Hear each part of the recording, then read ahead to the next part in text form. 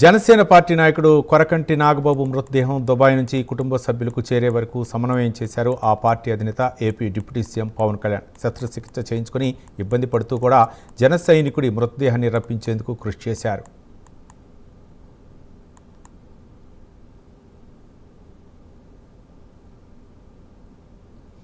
పిఠాపురం నియోజకవర్గం గొల్లప్రోలు మండలం చేబ్రోలు గ్రామానికి చెందిన జన సైనికుడు కోరుకంటి నాగబాబు ఈ నెల 18న దుబాయ్లో దురదృష్టవశాత్తు గుండెపోటుతో మరణించారు.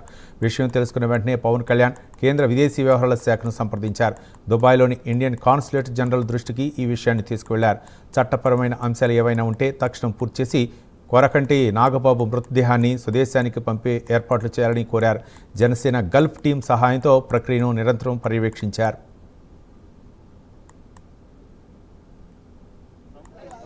విధిని మనం మార్చలేం, ఏదన్నా మార్చగలం, కానీ ఏది జరగాలన్నా అది మన దైవ నిర్ణయం.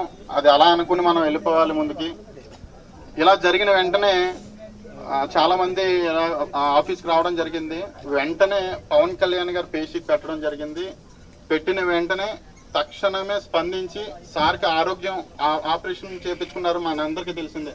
అయినా సరే వెంటనే కోఆర్డినేట్ చేసి సెంట్రల్ మినిస్టర్ ఎవరైతే ఉన్నారో మన దేశంలో, ఆ సెంట్రల్ మినిస్టర్ నుంచి దుబాయ్ మినిస్టర్లు ఎవరైతే ఉన్నారో ఆ ఎంబసీ, అలానే మన కంట్రీ ఎంబసీ, వీళ్ళిద్దరిని కూడా కోఆర్డినేట్ చేసుకుని పవన్ కళ్యాణ్ గారు తక్షణమే బాడీ తీసుకురావాలి. ఇది నా నియోజకవర్గం, అలానే చేబ్రోలు గ్రామం కాబట్టి తక్షణమే తీసుకురావాలని వెంటనే కూడా సార్ ఆర్డర్స్ పాస్ చేయడం జరిగింది. అదేవిధంగా మన కొనిదెల నాగబాబు గారు,